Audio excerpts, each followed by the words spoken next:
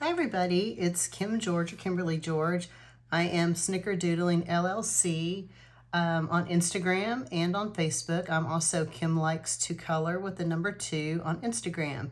And today I wanted to show you guys a really cool trick that I learned. And it's talking about, it's learning about underpainting with your colored pencils using complementary colors. So I don't know if y'all are familiar with what underpainting is or not, but back in like the old days with the painting masters, and even a lot of people do it today, they will paint, they'll take like a single color, usually like an ultramarine blue, a burnt umber, or something like that, and they'll paint under their picture. It's sort of like the blueprint. They're painting in the shadows of their painting where the shadows are going to go. And then what they'll do is they'll paint over that underpainting, which is kind of called glazing, I think. And then having that underpainting color under the top color really creates a lot of depth. It helps with light and shadow. It just has a really cool effect. So what I wanted to do was talk to y'all about doing that with colored pencils, but instead of using burnt umber, you could use your complementary colors. So what are complementary colors? So what I could do is show you my really crappy color wheel I did in an art class years ago. I say crappy because this should be violet and it looks like brown number 1. This should be blue violet. It looks like brown number 2. And anyway, we could look at that, but instead I thought I'd pull up a really nice color palette on my iPad. I hope the reflection isn't too bad. So you've got your primary colors, yellow, red, and blue, and then you have your secondary colors. So yellow and blue make green, yellow and red make orange, red and blue make violet. So those are your secondary colors. Your complementary colors are opposite on the color wheel. So yellow and violet would be opposite here. Red and green, and orange and blue. But look at all of the variations you have in between. Like if you're like me and you love aqua, you could come across and you could almost pull like a more violet red if you wanted to. You don't have to be exactly across the color wheel, but it's a good guide on a place to start. So I got this one on Pinterest, so you can find these color wheels online. I usually keep one on my iPhone handy. There are even some free color wheel apps if you wanted to download those. I don't have names, I'm sorry, off the top of my head, but those are good tools that you could use to refer to help you as you practice this technique. So what I did here, I've got a little swatch page that I created for you guys. And by the way, I'm going to leave a link for y'all. Number 1, a link so you can download and actually use these swatch pages if you want to. So it's a freebie. I hope you enjoy it. The way that it's meant to be used is to put the brand name of your marker, pencil, gel pen, whatever there, and then the color, the number of the marker, and then the color name. I made little swirlies instead of a straight up rectangle because I think it's easier to color on curves sometimes. So that's just me. But anyway, so there will be a link to have a free download for this page. And then I also took a picture of this page with the colors and combos on it, and I will leave a link to that so y'all can also just grab that and download it and save it on your phone, your computer, or whatever. I'll try to, I can't promise I'm going to write all of these down in the description, but I figured that maybe having that free download would help. So we'll do that. Okay, so let's talk about this. So we'll start out with just primary colors. So if I zoom in here a little bit, on the left, I've got Prismacolor, and on the right, I have Crayola, and this is just a box of 24. So we'll talk about the Crayolas in a minute. But here, I'm just started out with like an ultramarine blue, which is a pretty solid looking blue.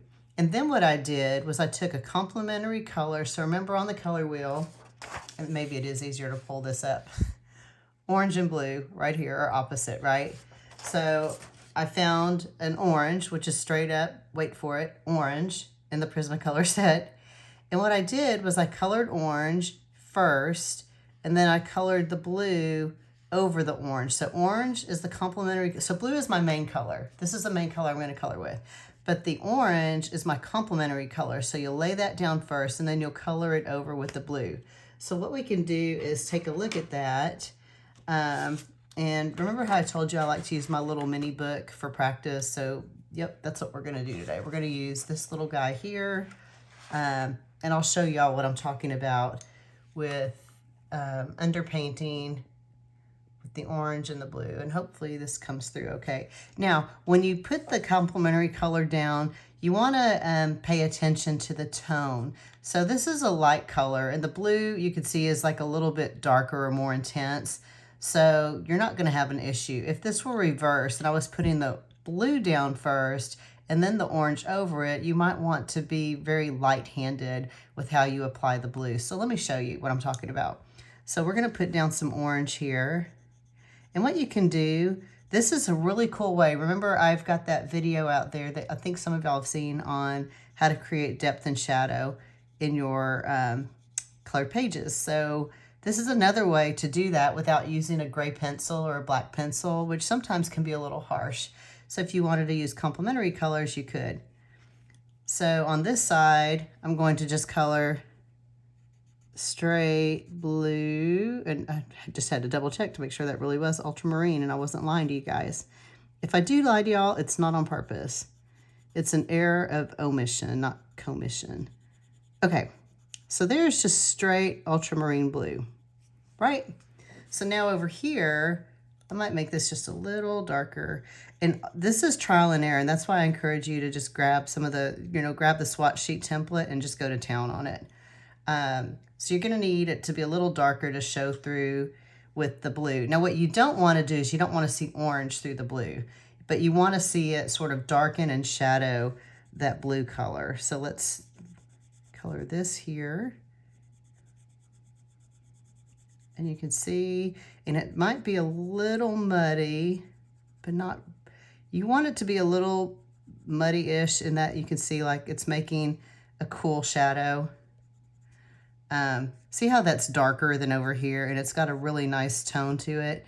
What you don't want is like a brown color, a really muddy color. If you have a brown color, then back off on the complementary color you're using. Either find a lighter shade of that same color or just color more lightly with what you put down for that. So this is blue, but you can see here just applying the orange under the blue gave it a really cool shade.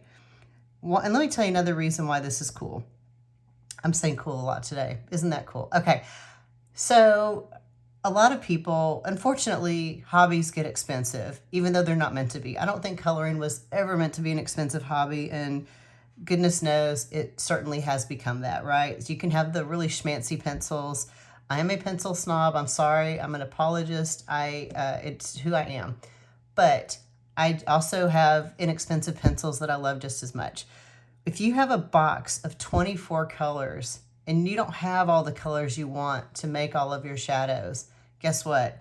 By underpainting, you're creating new colors that aren't in your box, right? So it's like adding to your existing box of colors to that existing palette by just simply mixing some colors, trial and error. And I'm not just talking like mixing light blue and dark blue, but really doing something like this will help expand all those colors, and then it'll feel like you have a lot more than just a box of 24. So that's what I will say about that. And I hope that y'all find that useful and helpful. So there's the blue. So what we can do now is also look at the yellow. So yellow, look, yellow, I've got a canary yellow down. And then I didn't pick, because it's so bright and intense, I didn't want to pick a super dark purple. So I picked lilac, whatever. That's what I picked. And we'll take a look at how that works. So let me grab those pencils real quick.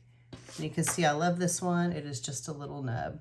That is PC 956. So I'm going to put that down first. And let's see, why don't we do this little pointy thing here. I see I draw these designs, but I call them technical names like pointy thing. Okay, so here I'm going to go a little lighter than I did with the orange, but you can still kind of go a little darker at the bottom, and if you wanted to make it like a gradient, that is, and just kind of go lighter as we move up to the top, but make it a little darker down there. Now when I put this yellow down over it, so you get the true canary yellow at the top, and then you can see here comes the darker shadows. And see how it sort of gives you a shadowed yellow, but it's not like brown and it's not ugly. I actually like that. I think that's kind of a cool tone to add to that very bright and vibrant yellow. So that's what the second color combo here would give you guys. And let's do a third one. Let's do crimson red and grass green. And y'all, I would never put red and green together on purpose outside of Christmas stuff. And even then I cringe a little bit just because I don't like red and green together. I don't know why, but it's who I am. So just love me anyway. So I'm gonna put the green down first here. Let me put it under camera. Where are we going? The sky. Okay. So I'm gonna, if the tone, they're both kind of equally vibrant, right? So what I'm gonna do here, I'm not gonna go too light, but I'm not gonna go crazy. But you can see I'm gonna go kind of lighter as I move up the little, what are we gonna call that? Like a little pointy arch? Okay. So over here again, I'll do crimson red. And I'm just kind of burnishing from the get-go. That's how I color with these, even though I know that's a no-no. Okay, and then what I'm gonna do now is take the red and we're gonna go over the green and see what that does. Make sure I'm still in camera there for you guys. Oops. And now you can see how you're starting to get that really neat shadow. See, I said neat, not cool. I wanted to say cool, but I said neat. But it is cool. That looks awesome. It's such a fun thing to do and try, you guys. I will also tell you this works very well with alcohol markers. I've used it before with some of my alcohol markers, but again, it's trial and error to figure out what combination will give you the right level of a shadow without making it too muddy. Like I said, if you're making it too muddy, you want to back off and either go with a lighter shade on your complementary color or just use the same color and just color it lighter. So there's your red, yellow, and green. So you can see just by underpainting how that looks. That's really neat. And so what I did here, I also gave you guys some combos, like, so I did the primary colors, and then we did the, let's try this one with I did the secondary color. So we did the primary, and then I got the secondary. So let me get Caribbean Sea and our orange again. We'll do that one real quick. Now this one, here's what's interesting. But Kim, up here we used ultramarine blue with the orange. Why would you not use the same? But look. See how pigmented that ultramarine blue is? So I found another color from the same blue family, and I will show y'all, let's see, my very beat up and well-loved swatch sheet. And this is a sheet that I got from Mags Tam's Facebook group called Prismacolor. Oh, I can't believe I can't remember the name of the group. I think it's Prismacolor Combinations with Mags Tam. I'll leave a link to that. But if you like to color with Prismacolors and you're not in her group, you would love it probably. So this is the Caribbean Sea, which you can see here. There's ultramarine, and then I just try to pick something that was equally in that sort of same blue family, just a little lighter. So we're gonna do that. Okay, so now I'm going to do this pointy thing, and I will put down the Caribbean Sea. I had to look at it again, even though I just said this color name 4 times to y'all. We're gonna do that again. Here we go. Okay, so again, I'm doing darker down at the bottom and like a gradient, going a little lighter up to the top. Okay, clear as mud. All right, so now I'm gonna bring in the orange. And this is as orange as y'all can get, I think. I mean, this is like orange, orange. Orange, orange, orange. Okay. So there, you can see how you get that shadow, but it's really not muddy. If I were to come in with this dark blue, and let me show you what that would look like. Even if I went really light,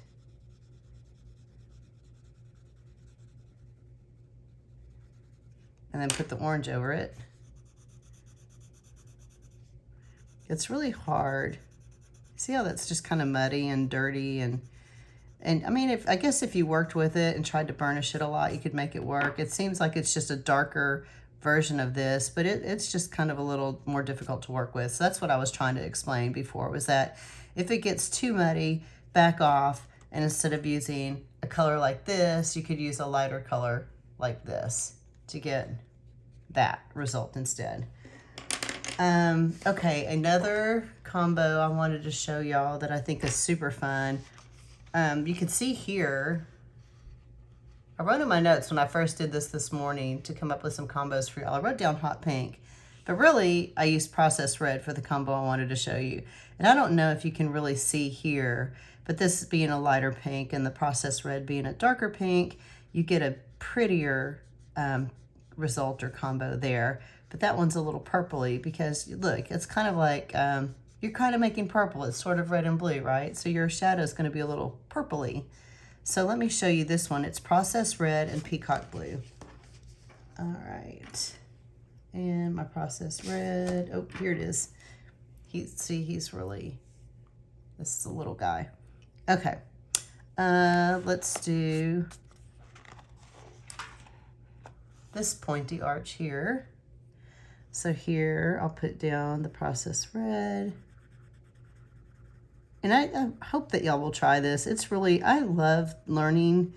Just in general, I love learning. And I especially love learning new things with respect to hobbies that I'm interested in and just new techniques. And it just kind of keeps things interesting and fun, and they never get boring. And that is always fun. So here we go. And again, we are coloring on Amazon paper. So you might be fighting your paper a little bit. Okay. So on this one, coming down over here on this side, and you can see you're getting that really pretty depth and shadow, right?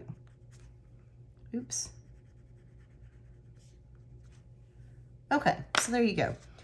So that's that. So what I wanted to do now real quick is, well, first let me just share again. These are all different Prisma combos that I think would be fun for you to try. But this is just the beginning, right? It's just the tip of the iceberg. You could really come up with a lot of cool combos. So I look forward to seeing what y'all come up with. Over here on this side, I took the Crayola box of 24 because I figured, you know, that's a real common, easy one that I can even grab. I think I did grab that at the grocery store, to be honest.